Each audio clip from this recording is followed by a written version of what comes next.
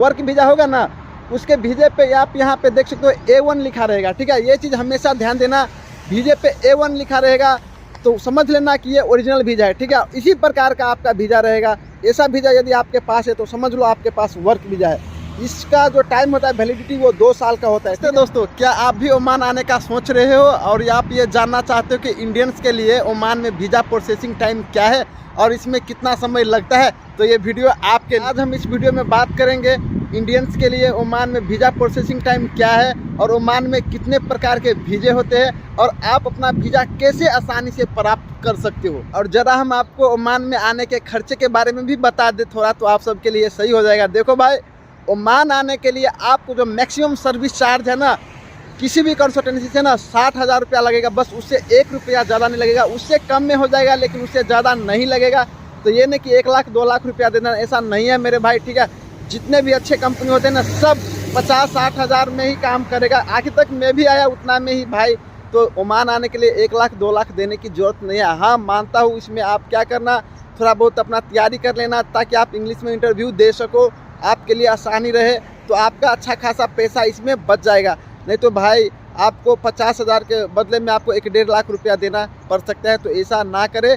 Oman आने के लिए बस आपके पास 60,000 रुपया बहुत है। ठीक है, सर्विस चार्ज इतना ही लगता है, इससे ज़्यादा आपको किसी को नहीं देना। और दूसरी बात क्या रह गई, मेरे को पता है ज़्यादातर जो हमारे भाई लोग हैं उसको वर्क वीज़ा ही चाहिए। ठीक है, टूरिस्ट वीज़ा पे तो ज़्यादातर लोग नहीं आते हैं। और देखो भाई, एक बात हमेशा याद रखना, यहाँ पे वीज़े कई प्रकार के होते हैं। ठीक है, वर्क वीज़ा होता है, आज़ाद वीज़ा होता है और टूरिस्ट वीज़ा होता है। ठीक है, और एक फैमिली वीज़ा होता है। आपको टूरिस्ट पे भी नहीं आना है, आपको वर्क वीज़े पे आना है। ठीक है, और कई भाई लोग बोलते हैं कि टूरिस्ट पे चले जाओ, वहाँ पे हम आपको कन्वर्ट करवा देंगे, हमारा बंदा वहाँ पे बैठा है। तो भाई इन सब चक्कर में मत फंसना, आना है वर्क वीज़े में ही आओ। ठीक है, फालतू में पैसा बर्बाद मत करना। हमारे कई भाई लोग ऐसा भी है, ओमान में आ जाते हैं टूरिस्ट वीज़ा पे, बाद में उसका वीज़ा चेंज नहीं होता है, काम नहीं मिलता है, फिर वो वापस इंडिया चला जाता है। तो इन सब में अपना पैसा वेस्ट ना करें। हाँ, मैं मानता हूँ थोड़ा वर्क वीज़े में थोड़ा टाइम लगता है भाई, इतना वो आसान नहीं है, लेकिन वर्क वीज़े पे ही आओ, मैं सबको यही बात बोलूँगा। ठीक है, और देखो पहले क्या था, पहले आसान था कि आप अपना टूरिस्ट वीज़ा को विजिट वीज़ा को आप जो है ना वर्क वीज़ा में कन्वर्ट कर सकते हो, लेकिन अभी ये चीज़ बहुत टफ हो गया है, नियम बदल गया है मेरे भाई। इसके लिए अप्लाई करने से पहले मेडिकल जो होता है ना भाई, मेडिकल होता है। ठीक है, यदि आपका मेडिकल फिट आ गया तभी आप वीज़े के लिए अप्लाई कर सकते हो। यदि आपका मेडिकल अनफिट है भाई, तो आप वर्क वीज़ा अप्लाई नहीं कर सकते हो। ये चीज़ हमेशा ध्यान रखना। इसके लिए मैं आप सबको बताता हूँ, अभी के समय में ना हेल्थ इज वेल्थ है, हेल्थ है तो सब चीज़ है। आपको वर्क वीज़ा जब मिलेगा जब आपका मेडिकल फिट रहेगा। अनफिट में भाई आप 2 लाख रुपया 4 लाख कितना भी दे दोगे ना, नहीं होगा भाई। इंडिया में यदि पास भी कर देगा ना, तो यहाँ पे ओमान में ना मेडिकल में उम्मीद ही मत रखना। यहाँ पे नंबर 1 काम होता है, यदि आपका मेडिकल जरा सा भी इधर उधर हुआ, फेल है मेडिकल। ठीक है, आप चाह के भी कुछ नहीं कर सकते। तो इसके लिए मेडिकल पहले करवा लेना, अच्छे से खाओ पियो बॉडी बनाओ। ठीक है, फिर जाके मेडिकल करवाओ ताकि आपका मेडिकल फिट हो जाए।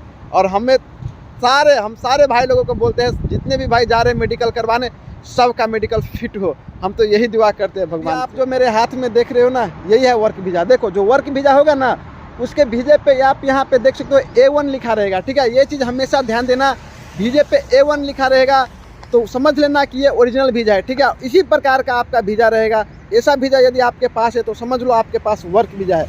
इसका जो टाइम होता है वैलिडिटी वो 2 साल का होता है। ठीक है, तो वीज़ा में कभी मत घबराना, कोई बंदा दूसरा वीज़ा देखेगा नहीं भाई, ओमान का यही वीज़ा होता है, ऐसा ही वीज़ा होता है। ठीक है, यह है ओरिजिनल वर्क वीज़ा। ठीक है मेरे भाई। और इंडियंस के लिए जो वीज़ा प्रोसेसिंग टाइम है मेरे भाई, वो है 1 वीक to 1 मंथ। 1 वीक से लेकर के 1 मंथ के अंदर में आपका वीज़ा आ जाएगा। डिपेंड करता है आपके कंपनी पे और आपके एजेंसी पे। तो ये चीज़ हमेशा याद रखना, जो वीज़ा प्रोसेसिंग टाइम है इंडियंस के लिए वो 1 वीक to 1 मंथ ही है। ठीक है, ऑफिशियल टाइम यही है। यदि आपका कंपनी थोड़ा जल्दी वीज़े का फीस पे कर देते हैं तो उस केस में आपका वीज़ा बहुत जल्दी मिनिस्ट्री से अप्रूव होकर के आपके पास आ जाता है। ठीक है, अभी हम सबसे इम्पोर्टेंट बात करेंगे यहाँ पे कि आप अपना वीज़ा आसानी से कैसे प्राप्त कर सकते हो। ठीक है, देखो बहुत भाई लोग ये गलती करता है। ठीक है, और फिर बोलता है महेश भाई हमारे वीज़े में इतना समय लग गया, उतना समय लग गया। देखो, यदि आप वीज़ा अप्लाई करते हो, ठीक है मेरे भाई, तो आपको सबसे पहले क्या चीज़ पर ध्यान देना है पता है? आपका पासपोर्ट। ठीक है, आपका स्कूल सर्टिफिकेट, इन सब पे जो नाम लिखा होता है ना, आपका नेम, देखो सबका नेम जो है ना बराबर होना चाहिए। डॉक्यूमेंट में एक भी स्पेलिंग गलत यदि रहा है ना भाई, आपका बहुत समय बर्बाद हो सकता है वीज़े में। ये चीज़ हमेशा याद रखना। तो आप वीज़ा अप्लाई करने से पहले पासपोर्ट का नाम, अपना स्किल सर्टिफिकेट का नाम, ये सब सारा देखो सही है या गलत है। उसके बाद जब मेडिकल रिपोर्ट जो होता है, जब मेडिकल फॉर्म आपसे भरवाएगा तो पूरा उसमें सही सही नाम डालना है। जो पासपोर्ट पे एड्रेस है वही चीज़ आपको वहाँ पे डालना है, और जो पासपोर्ट पे नेम है ना मेरे भाई, सेम टू सेम नेम वैसे ही वहाँ पे भी लिखना है। कई भाई लोग मैं देखता हूँ पासपोर्ट वाला एड्रेस नहीं लिखे, कोई स्कूल सर्टिफिकेट वाला लिख देता है, कोई क्या लिख देता है, और फिर इस केस में जो है ना आपका जो वीज़ा है लेट हो जाता है। डॉक्यूमेंट जो है ना, आप यदि इंटरनेशनल लेवल के लिए अप्लाई कर रहे हो जॉब, तो आपको जो पासपोर्ट पे नेम है ना वही यूज करना है, और पासपोर्ट का ही एड्रेस यूज करना है, ठीक है। तभी आपको जाके आसानी से वीज़ा मिलेगा, ठीक है।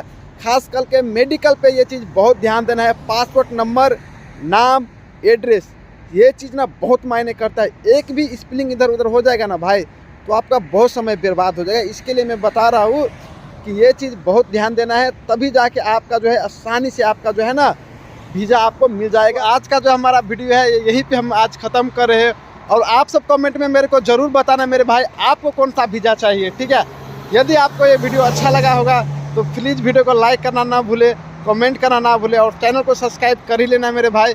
और बहुत बहुत धन्यवाद आप सभी को दिल से, जो आप सब मेरा इतना सपोर्ट करते हो ना, मैं क्या बताऊँ मेरे भाई। तो चलो ठीक है, ऐसे ही सपोर्ट करते रहना मेरे भाई। बहुत बहुत धन्यवाद आप सभी का।